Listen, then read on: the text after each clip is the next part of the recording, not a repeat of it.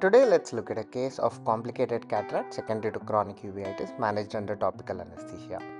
We begin by stabilizing the antechamber with an intracameral injection of preservative-free lignocaine with phenylephrine. This is done to enhance comfort for the patient.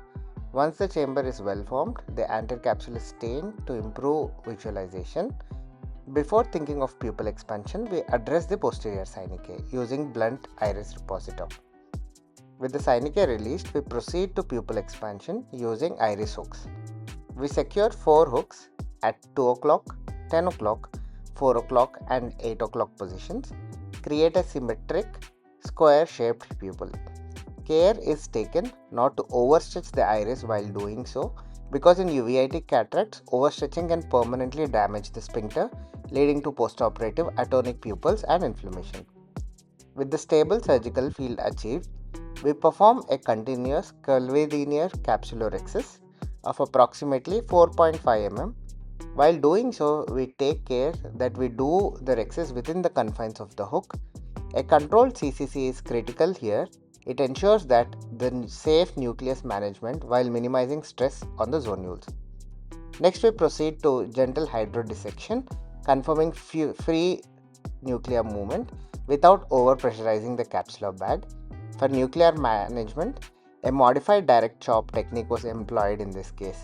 The key principle here is to avoid excessive downward pressure in eyes with a tented up iris and hooks in place.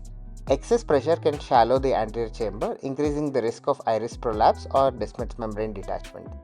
The nucleus is divided into 4 controlled fragments, and carefully we emulsify them by bringing the nucleus centrally, keeping all the energy and movement away from the iris plane, otherwise there is a good chance that we can have damage to the iris. Once we proceed to the last pieces, we make sure that the AC is well formed, otherwise there is a chance that we can have PC rupture in these cases as well.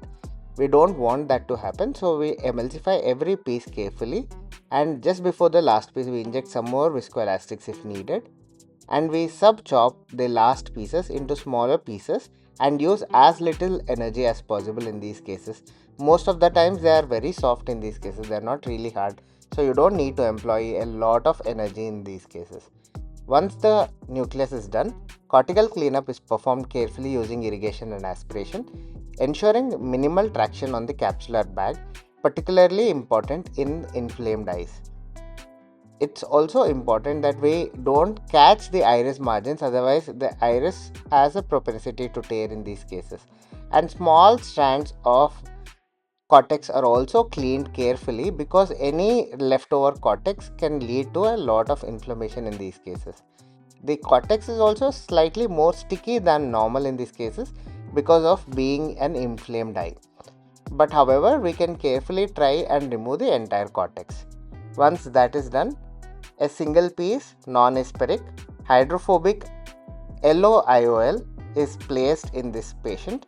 The choice offers long-term stability and reduced inflammatory response, making it ideal for uveitic cataracts. Once the lens is well centered, we proceed to remove all the iris hooks. Each hook is gently glided out of the paracentesis, never use pull force. This prevents iris tears and postoperative bleeding. A thorough viscoelastic wash is done at the end, followed by hydration of the side ports, ensuring that a stable, well-formed anterior chamber is formed at the end of the surgery. Thank you.